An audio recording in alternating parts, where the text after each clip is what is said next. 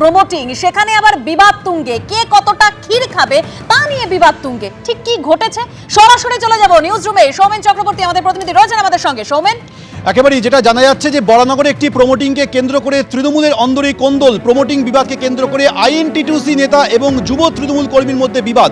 একটি audio recording প্রকাশ্যে এনেছেন বিজেপি নেতা সজল ঘোষ। সেই অডিও রেকর্ডিং প্রকাশ্যে এনে তিনি অভিযোগ করছেন যে আইএনটিটিউসি নেতা এবং যুব তৃণমূল কর্মী দুজনেই তোলাবাজ।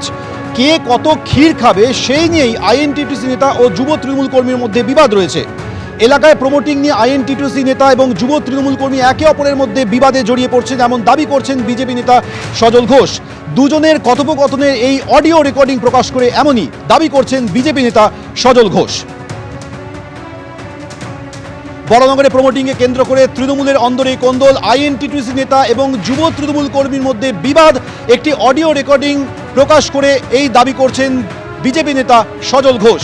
তিনি বলছেন যে কে কত ক্ষীর খাবে তা নিয়ে দুজনের মধ্যে বিবাদ। আরো বিস্তারিত বলবেন আমাদের প্রতিনিধি পার্থপ্রতিম ঘোষ রয়েছেন। পার্থ, একটি অডিও সামনে এসছে এবং সেই অডিও সামনে আসার পরবর্তীকালে তৃণমূলের দুজনের মধ্যে, দুই নেতার মধ্যে একজন হচ্ছে তৃণমূল যুব কর্মী এবং অপরজন হচ্ছে আইএনটিটিউসি নেতা।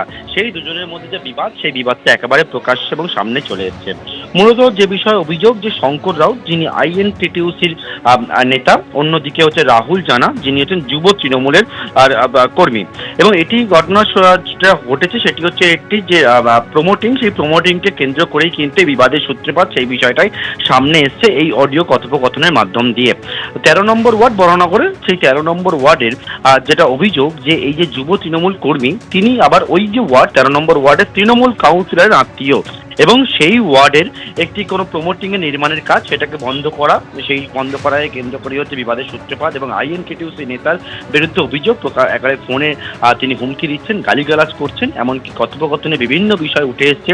আর যে সেই জায়গায় কাউন্সিলরকে অন্ধকারে অধরার মধ্যে রেখে সেই জায়গায় কাজ চালানোর, এইরকম অনেকগুলো বিষয় সামনে এসছে। একেবারে অর্থাৎ এই প্রমোটিংকে কেন্দ্র করে কে কত ক্ষীর খাবে সেই জায়গা থেকে এই বিবাদ বলে কটাক্ষ করছেন বিজেপি নেতা সজল ঘোষ। তুমি আমাদের সঙ্গে থাকো। এই অডিও কনভারসেশন যেটা প্রকাশ্যে এনেছেন বিজেপি নেতা সজল ঘোষ, সেই অডিও কনভারসেশনের প্রথম অংশে কি আছে শুনুন। হ্যালো, তুমি রাহুল বলছো? হ্যাঁ। তুমি কি 13 নম্বরে কোনো কাজ বন্ধ করতে গেছিলে কাউন্সিলরের সাথে? না না হ্যাঁ, না। বলছি ভাই একটা কথা তোমাকে বলে দিচ্ছি, আমি শঙ্কর রাউত বলছি, ঠিক আছে? হুম তুমি যদি ভাবো তুমি পার্থদের সঙ্গে ছবি তুলে বিশাল বড় হিরো হয়ে গেছো, এটা তোমার ভুল ধারণা। আর 13 নম্বর ওয়ার্ডে কোনো কিছু করার আগে একটু আমার সঙ্গে কথা বলে নেবে, হ্যাঁ? শোনো, তোমাকে একটা কথা বলছি শঙ্কর দা। ঠিক আছে? শঙ্কর দা, তোমাকে একটা কথা বলছি, শুনে না না, আমি তোমাকে যেটা বলছি সেটা শুনে নাও, তুমি এটাও শুনে নাও না। ঠিক আছে? কারোর সাথে ছবি না, ছবিটা ধরে আমরা পলিটিক্যাল ছেলে তো, আমরা ছোটবেলা থেকে রাজনীতি করেছি, এ ভাই, ছাত্র রাজনীতি ধরে। শোনো, তুমি তো কি 13 করেছো নম্বর না ওয়ার্ড, এই করেছো, নম্বর না, উনি আমার মাসি হয়। শোনো না, উনি আমার মাসি তুমি হয়। এই শোনো, আরে উনি আমার মাসি হয় তো। তোমার বিশ্বাস বাড়িতে দেখাবে যেটা বলছি, শোনো এবার তোমাকে কি বলো? হাড়গুড় ভেঙে দেবো, ঠিক আছে? বাড়াবাড়ি করবে তো? আজকে ফোনে বলে দিলাম, এরপর যদি দেখি তোমায় মেয়েরা হাড়গুড় ভেঙে দেবো। মাসিকে বলে দাও, তোমার মাসি পিসি কে আছে তুমি জানো, আমি জানি না। পলিটিক্যাল ম্যাটার কিন্তু এটা। কি ম্যাটার জানার দরকার নেই আমার। তুই কোনো প্রমোটারের কাজ বন্ধ করতে আছে? কে বলেছে? কে বলেছে? কে বলেছে তোমাকে এটা? তোমাকে তুমি 13 নম্বরের বাসিন্দা? কে বলেছে তোমাকে? তুমি 13 নম্বরের বাসিন্দা? না না, কে বলেছে তোমাকে এটা? তুমি একা একা তোমাকে যেটা বলছি সেটা শোনো, তুমি কি 13 নম্বরের বাসিন্দা? কে বলেছে? তুমি 13 নম্বরে বাড়ি করো? না, তোমরা ক্রিম খাচ্ছ ওখানে মাসিকে না এ করে। এই তুই, তোকে শোন কথা বলছি, তুই বুঝে কথা বল, ঠিক আছে? হ্যাঁ, কোথায় গিয়ে ক্রিম খাচ্ছে না খাচ্ছে তোর জানার দরকার তাহলে নেই। কেন আমার মাসি, ঠিক আছে? মাসির ওয়ার্ড অন্য কেউ ক্রিম খাবে? কালকে ঢোক তুই ওখানে, আমরাও তোর পলিটিক্যাল মাসি ছেলে, পিসি দেখে নিচ্ছি আমি। আমরাও পলিটিক্যাল ছেলে। ঠিক আছে?